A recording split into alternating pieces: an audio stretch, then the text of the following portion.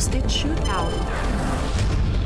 Sa challenge na ito, pwedeng dumaan sa target training ang player, pero small time lang. Dahil ang gagamiting ammunition o bala ay goma.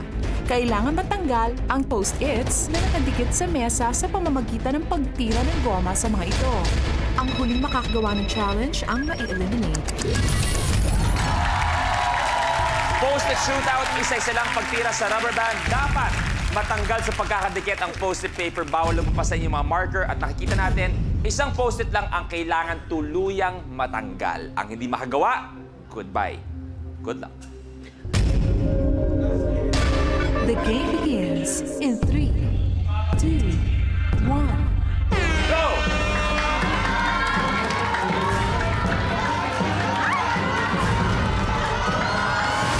Kuyani, good!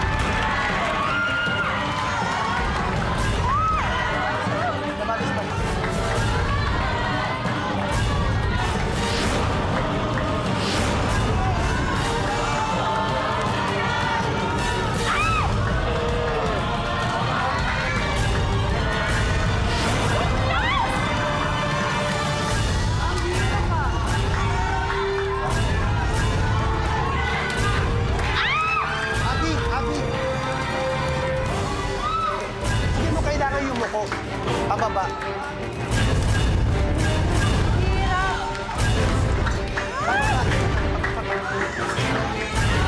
Yo! Yung kay Mutya, malapit na matanggal. Kay Po, nakatayo pa. Pat! Isa pa. Sa may ilalim yung tirahin para tanggal ka agad. Malapit na. Dito konti.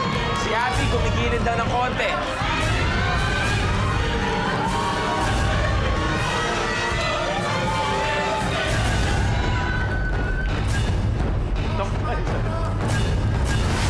Mutya, okay na!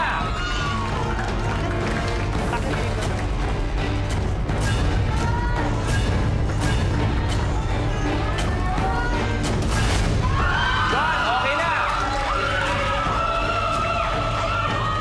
Aba, 3 binibini na lang ang natitira. 2 binibini, 1 binubuli.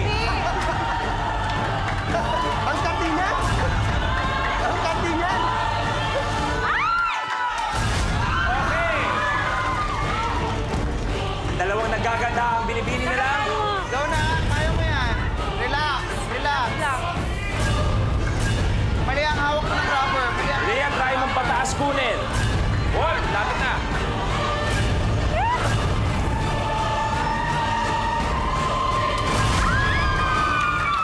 Tapos! Tapos ang...